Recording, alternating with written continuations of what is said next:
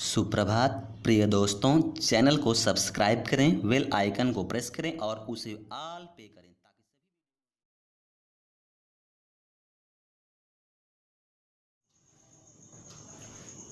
सुप्रभात प्रिय छात्रों, क्लास 10th की एनसीईआरटी का साइंस का बायोलॉजी का पार्ट जैव प्रक्रम के अंतर्गत जितने भी पाठ्य प्रश्न हैं उन सबको मैं नंबर बाय नंबर डिस्कस करता चल रहा हूं और आपको कॉन्सेप्ट भी क्लियर होता जा रहा होगा। इससे आपकी समझने की कैपेसिटी भी बढ़ जाएगी और ये सभी प्रश्न आपके पूरे चैप्टर को क्या करते हैं, समराइज कर देते हैं पूरा, यानी कि कॉन्सेप्ट आपको समरी मिल जाती है। तो आइए स्टार्ट करते हैं। वृक्काणु को इंग्लिश में क्या कहते हैं? नेफ्रॉन। नेफ्रॉन की रचना तथा क्रियाविधि का वर्णन कीजिए। आप समझ गए, वृक्काणु को इंग्लिश में क्या कहते हैं? नेफ्रॉन कहते हैं। क्या करना है? इसकी रचना, रचना का मतलब स्ट्रक्चर भी बनाना है और इसके विषय में बताना भी है। क्रियाविधि कैसे ये कार्य करती है इसका वर्णन भी करना है। ठीक है, तो इस तरह से आप इसको जो है डिस्क्राइब कर सकते हैं कि पहले तो आप जो है ये समझिए कि वृक्काणु या नेफ्रॉन होता क्या है। तो यहाँ पे आप देखिए वृक्काणु को क्या कहते हैं? इंग्लिश में नेफ्रॉन कहते हैं। ये है क्या? तो आप समझिएगा, यहीं पर से बहुत ही इम्पोर्टेंट प्रश्न छिपा हुआ है। वृक्क जानते हैं, वृक्क को इंग्लिश में किडनी कहते हैं और किडनी ज़्यादा नॉर्मल शब्द, फेमस भी है, ठीक है ना। लेकिन वृक्क कोई नहीं बोलता, सब क्या बोलते हैं? किडनी बोलते हैं। तो किडनी ही आप जानिए, किडनी की एक छोटी इकाई, ठीक है, किडनी की छोटी इकाई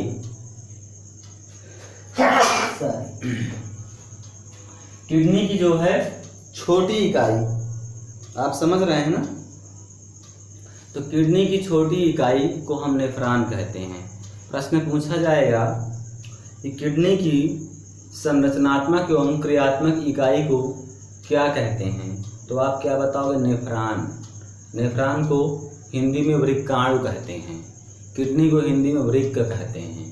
तो आइए सबसे पहले हम आपको नेफ्रॉन का डायग्राम बनाते हैं और डायग्राम जब आप बनाना सीख जाएंगे तो उसी के माध्यम से आप इसको डिस्क्राइब भी कर सकते हैं। ठीक है, तो सबसे पहले आप देखिए, ये एक कप शेप्ड, ये क्या है? ये एक कप शेप्ड वोमेन कैप्सूल है जो कि आप देख सकते हैं। ये इधर से होते होते, ठीक है ना, ये ऐसे आती है और फिर जो है ये इस तरह होते होते ये कलेक्टिंग डक्ट, ठीक है, किस पे आकर के मिलती है? ये कलेक्टिंग डक्ट, ठीक है। तो इस तरह से ये जो है कलेक्टिंग डक्ट बन गई। तो ये भी आप देख सकते हैं कि ये स्ट्रक्चर जो है इसी तरीके से इससे होते होते ये ट्यूब नालिका लाइक स्ट्रक्चर, ये यू शेप जो बन गया, इसको हेनले लूप कहते हैं।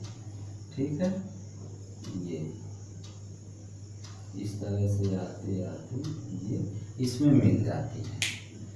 आप समझ गए होंगे अब, ठीक है। अब इसी में ही आप देख सकते हैं कि कुछ ऐसे भी स्ट्रक्चर्स हैं, ठीक है ना। ये मान लीजिए कुछ ऐसे और ये कुछ ऐसे स्ट्रक्चर्स आया और इसके अंदर, ठीक है ना, बहुत एकदम से घने आकार की, ठीक है ना, आपस में ये क्वाइल्ड स्ट्रक्चर्स बन गया, ठीक है ना। अब यही स्ट्रक्चर्स अगर आप देखें, ठीक है ना, अब यही स्ट्रक्चर्स आगे चल करके क्या है? ये वृक्क की जो ये सबसे अपर वाला पार्ट है, ये वृक्क धमनी की शाखा है, ठीक है। तो इसका नाम आप क्या लिख सकते हैं?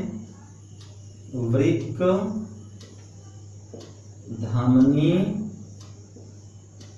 की शाखा, ये वृक्क धमनी की शाखा है, और जो निचला वाला है वो वृक्क शिरा की शाखा है। इसको हम क्या कहते हैं? इसको कहते हैं वृक्क शिरा की शाखा।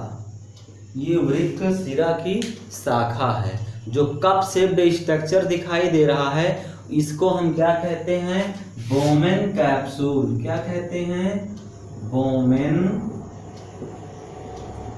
संपुट। इसको कहते हैं बोमेन संपुट, जो कप शेप्ड स्ट्रक्चर दिखाई दे रहा है। ठीक है। अब इसी कप शेप्ड स्ट्रक्चर के अंदर जो ये बहुत क्वाइल्ड स्ट्रक्चर है इसी को कहते हैं ग्लोमेरुलस। ग्लोमेरुलस, जिसे आप हिंदी में क्या कहते हैं? इसको ग्लोमेरुलस को कोशिका गुच्छ। क्या कहते हैं हिंदी में? कोशिका गुच्छ। ठीक है ना। ये गुच्छा के समान स्ट्रक्चर दिखाई दे रहा है इसमें। अच्छा, और भी आप समझ सकते हैं कि वृक्काणु का नलिकाकार भाग कौन सा होता है? ये जो आप देख रहे हैं ना कप से के पीछे, तो इसको हम क्या कहते हैं? इसको कहते हैं वृक्काणु का नलिकाकार भाग ना। ट्यूबलाइक स्ट्रक्चर दिख रहा है। तो ये नलिकाकार क्या होता है? भाग होता है। अब यह किससे आकर के जुड़ा हुआ होता है? यह संग्राहक वाहिनी जो कलेक्ट करती है यूरोन को, उसको हम क्या कहते हैं? संग्राहक वाहिनी। संग्राहक वाहिनी भी कहते हैं। ठीक है। अब आप ध्यान दीजिएगा, इसमें जो इसका स्ट्रक्चर आप देख रहे हैं, वृक्क शिरा की जो शाखा है, ये शाखा नीचे यू शेप्ड स्ट्रक्चर के हेमले लूप को क्या कर रही है? उसको जो है क्वाइल्ड, ये यू शेप्ड स्ट्रक्चर है, ठीक है, उसको क्या करेगी? उसके चारों ओर से जो है क्वाइल्ड करती जाएगी। तो इस तरह से जो है आप देख सकते हैं ये स्ट्रक्चर्स है जो इधर इधर भी जो है क्वाइल्ड है।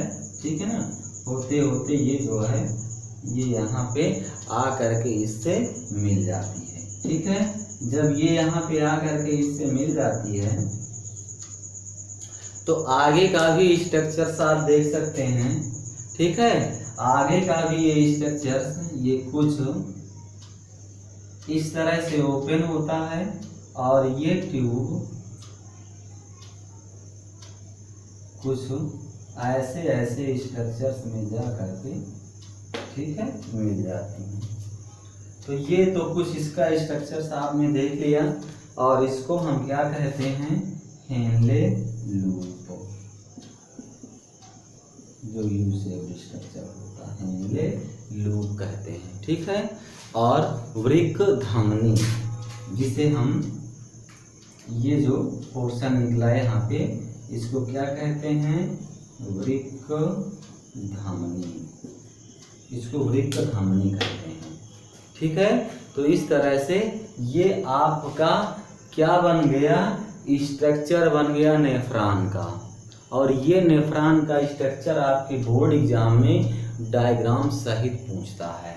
तो इस तरह से आप इसको मत छोड़ना, और ये आपसे पूछा ही जाता है।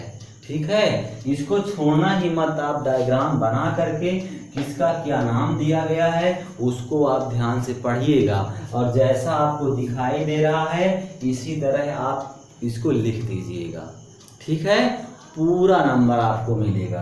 तो इस तरह से ये डायग्राम आपको बनाना ही बनाना है। ठीक है। डायग्राम जब आप बना लेंगे तो आप इसको डिस्क्राइब कर लेंगे। अब अगर डिस्क्राइब भी करना है तो आप बता सकते हैं। ठीक है ना। क्या बता सकते हैं? यहाँ पे इस डायग्राम को देख करके आप जो है, तो इस डायग्राम को देख करके आप इसको डिस्क्राइब कर सकते हैं।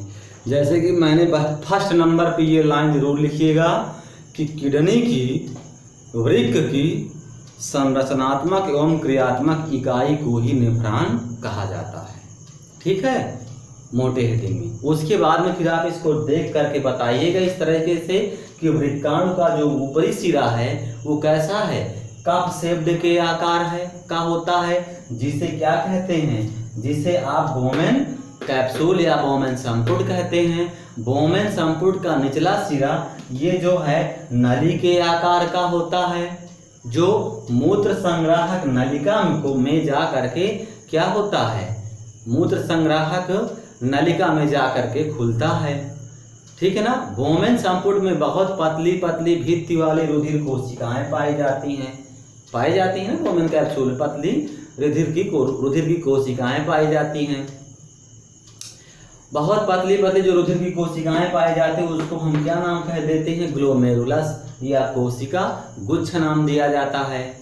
प्रारंभिक निस्यंद्र में प्रारंभिक फिल्ट्रेट में कुछ पदार्थ जैसे ग्लूकोज, अमीनो एसिड, लवण और प्रचुर मात्रा में जल रह जाते हैं। और जैसे जैसे मूत्र इस नलिका में प्रवाहित होता है, इन पदार्थों का सिलेक्टिव रीएब्जॉर्प्शन या चयनित पुनर्अवशोषण हो जाता है। बस इस तरह से आप इस डायग्राम को लिख करके आप समझा दीजिएगा। ठीक है ना, बहुत सिंपल है। आइए अगला क्वेश्चन देखते हैं।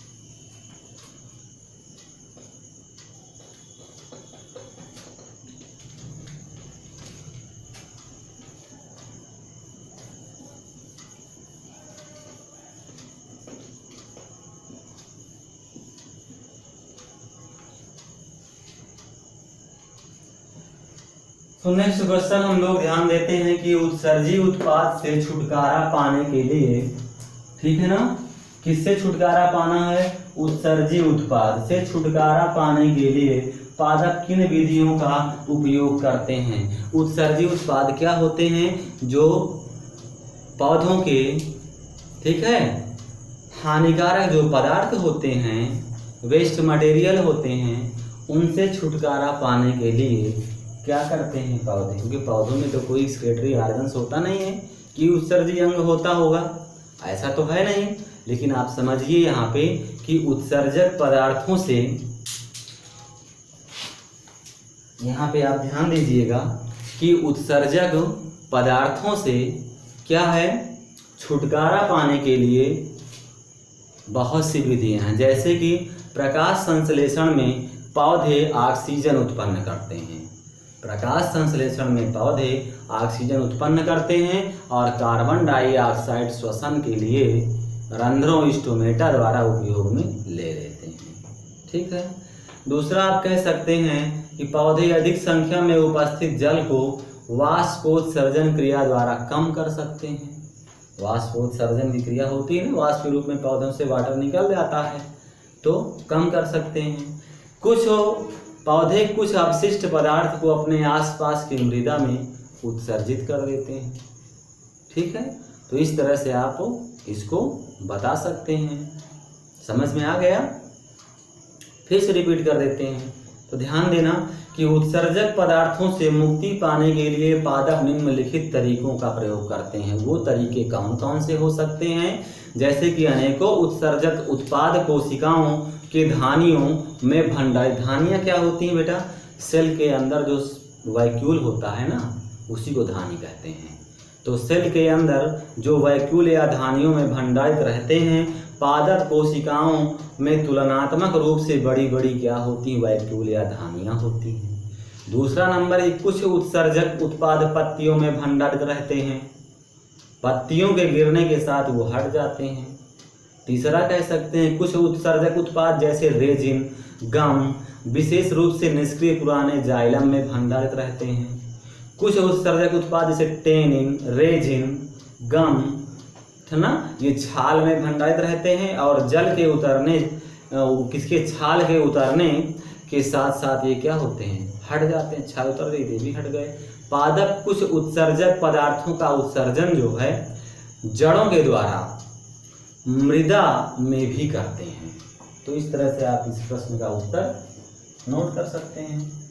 अगला देखिए कि मूत्र बनने की मात्रा का नियमन किस प्रकार होता है। मूत्र बनने की मात्रा का नियमन किस प्रकार होता है, तो ये चीज़ आप थोड़ा सा ध्यान दीजिएगा कि कैसे मूत्र का निर्माण किया जाता है। तो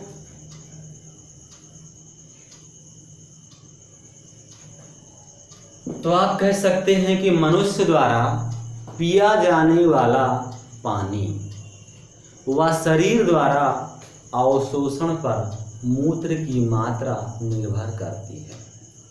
कम पानी पीने से मूत्र की मात्रा कम होती है। कुछ हार्मोन इसे अपने नियंत्रण में रखते हैं। यूरिया तथा यूरिक एसिड के उत्सर्जन के लिए भी जल की मात्रा बढ़ जाती है, अतः अधिक मूत्र उत्सर्जित होता है। बात समझ गए? फिर से रिपीट कर देते हैं कि मूत्र की मात्रा पानी के पुनः अवशोषण पर प्रमुख रूप से निर्भर करती है। किडनी का जो स्ट्रक्चरल एंड क्रियात्मक एवं संरचनात्मक इकाई होती है उसको नेफ्रॉन कहते हैं ना। तो नेफ्रॉन नलिका द्वारा पानी की मात्रा का पुनः अवशोषण किस पर डिपेंड करता है। फर्स्ट नंबर कि शरीर में अतिरिक्त पानी की कितनी मात्रा है जिसको निकालना है। तो जब शरीर के ऊतकों में पर्याप्त जल होता है तब एक बड़ी मात्रा में डाइल्यूट मूत्र का उत्सर्जन होता है। जब शरीर के ऊतकों में जल की मात्रा कम होती है तब सांद्र या कंसंट्रेट मूत्र की थोड़ी सी मात्रा उत्सर्जित होती है। ठीक है। और इसके साथ साथ कितने घुलनशील उत्सर्जक विशेषकर नाइट्रोजन उत्सर्जक जैसे यूरिया, यूरिक एसिड, लवण आदि का शरीर से उत्सर्जन होता है। तो जब शरीर में घुलनशील उत्सर्जन की मात्रा अधिक हो तब उसके उत्सर्जन के लिए जल की अधिक मात्रा की आवश्यकता होगी, अतः मूत्र की मात्रा बढ़ जाएगी। ठीक है। तो इस तरह से ये आपके पाठगत प्रश्न थे, ये समाप्त हुआ। इसके आगे हम एक्सरसाइज के भी प्रश्नों को डिस्कस करेंगे। तो आज यहीं तक। अच्छा लगा आपको, आप लोग लाइक और शेयर करके संख्या बढ़ाते जाइए। ठीक है। हम आपके लिए इसी तरह अच्छे अच्छे वीडियो लेक्चर लेकर आते रहेंगे। Thank you so much. Love you all.